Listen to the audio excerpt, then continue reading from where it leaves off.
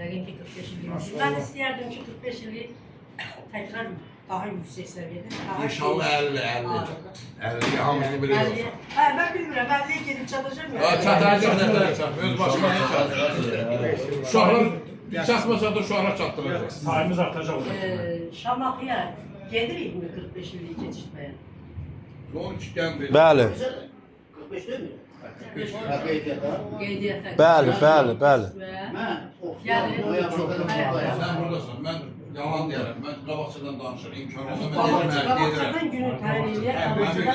Məsələn, qızlarımız, gəlin, aday qızı, səni mən oğurlayır, qurbanlar icazə alır. Asiyanı kim oğurlasın? Aynanı kim oğurlasın? Əliyi də paralıq gedər. Mən. Aparaq gedirəm, amma Sümür gitti səni kim ağlasın. oğurlasın? Güllarə, Sümür, Sen gelip akşam kaydacak. Sən gedib axşam qayıdacaq, bu burada. Mən qarşıyım, şahid yaparaq. Hala bak bir daha aparacak. Şahid yaparaq, vallahi. Sadece onda özümüzün kulluk eləyəkdir. Hər şeyi Allah var, pişirib Gəlin onda belə bir şey, bir bətlə bitirdir. Həyat bir ağaçdır, biz onun varı. Gəlin unutmayaq canda dünyada. Əgər dadımsansa sevda mübarək de ki, yaşamışam mən.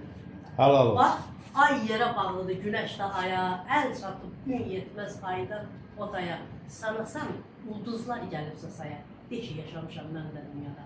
Dəryanın dibindələri cavahir, baş vurub onları əlbə-əl gətir. Ay Fazilə, insanlıq borcunu yerinə yetir. De ki, yaşamışam. Yaşa, sağ ol. Sağ ol. Sağ ol. Sağ ol. Sağ ol. Əzizlər, mən də yaşamışam deyil. Geriyə baxanda nəvənizə danışmağa bir hekayəniz olsun. Çoğumuzun bir şəkil olsun. Mən də güzel deyə bilməz.